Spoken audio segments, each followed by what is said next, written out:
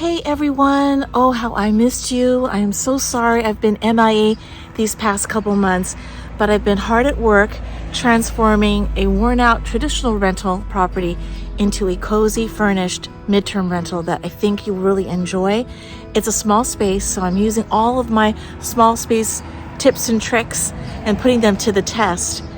I also wanted to show you that here is my beautiful vintage Schwinn bike planter, and it is thriving and loving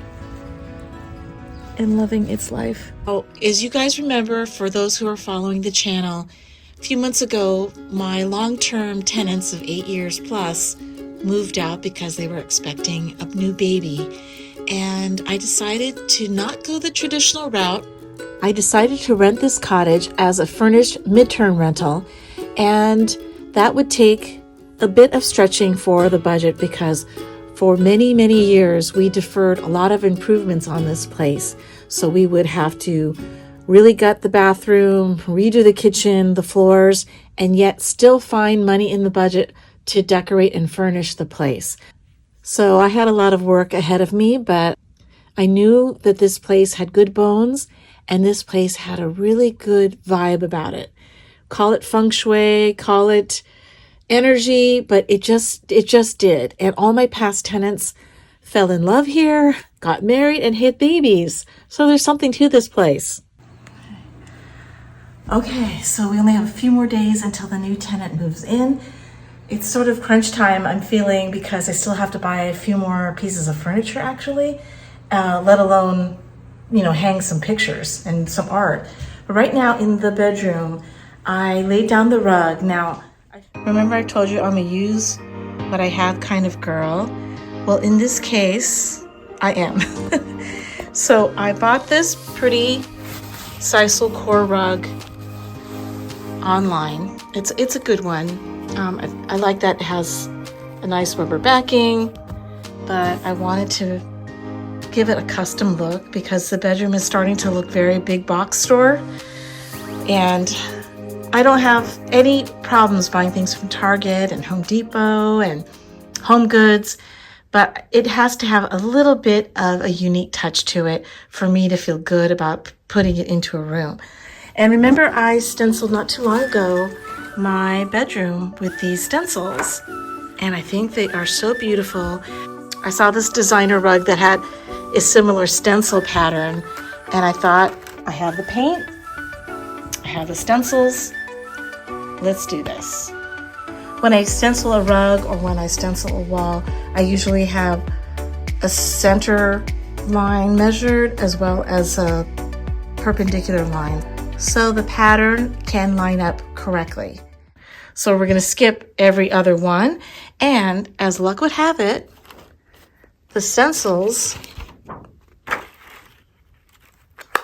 every other one lines up perfectly width-wise and lengthwise. I don't even know how that happens. Usually it never happens. This painter's tape has a little bit more grip. It's the green one, if you're ever looking for it in the paint store. It's used to tape off things on like cement or stucco. Just has a little bit more grip, and that's what I'm going to use here to keep the stencil down. Instead of buying new paint, I'm just going to use what was left over from my own bedroom project, and that's the color Turmeric by Sherwin-Williams.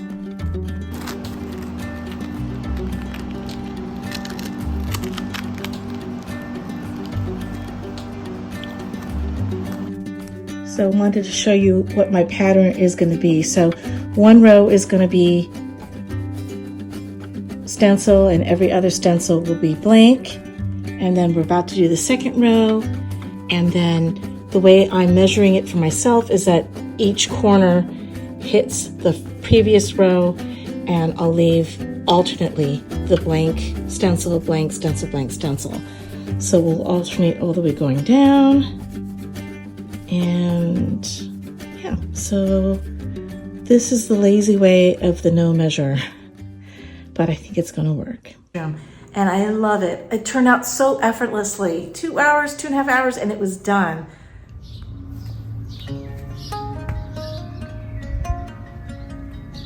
So let's start here in the bedroom. Now, the big bold move I made in this small bedroom was to use a large canopy framed bed. Now, most people would think in a small space, in a small bedroom, you would not use such a large scale bed frame. Because of its open design and its simple wood design, it actually plays a trick on the eye, and it makes the small space seem and appear larger and definitely a little bit more romantic and grander. In every rental room, I like to add a little something special, even if it's something as little as these really cool looking hat hooks.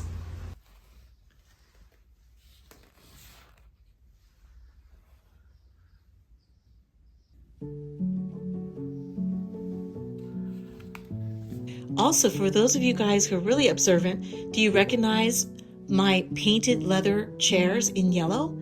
Repurposing gently used treasures like this chair is the only way you can keep on budget when you're trying to furnish a rental like this. I think the stenciled sisal rug in that color grounds the entire design and gives it that real earthy coastal feel. When in doubt, start with the rug and then design from there.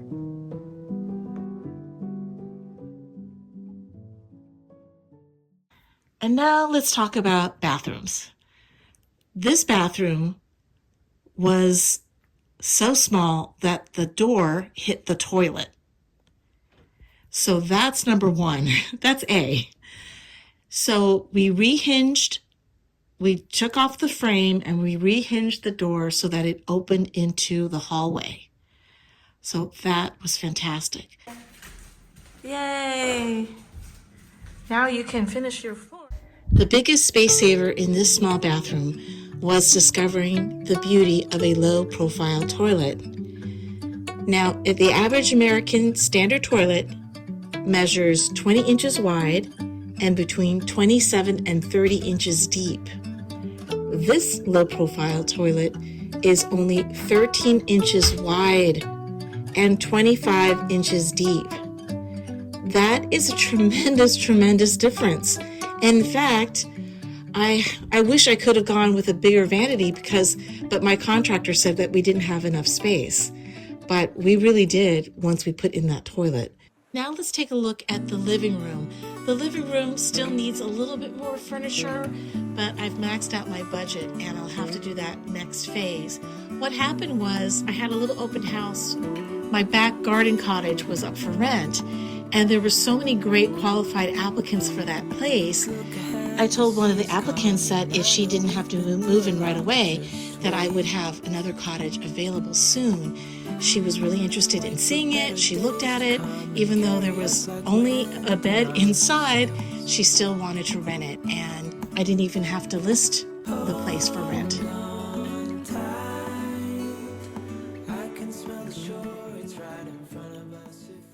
Remember what this kitchen used to look like? We got rid of the old vintage tiles that were all cracked and falling apart. And I wanted to go with something neutral, but I really did not want a white kitchen. To stay on budget, we repurposed the wood cabinets that were there and repainted them sort of a camel beige color. I really love the wicker sconce shade that I put in the kitchen. It's made by a women's collective in Vietnam, and I'm happy to support. A real space saver for the kitchen is installing a stainless steel backsplash with a magnetic knife organizer. Our faux staghorn fern is going up. I really feel it looks real. Yeah, just put it up and I'll arrange. Yeah. I think it looks pretty real, Matt. Yeah, it's nice. Aww, that's cute.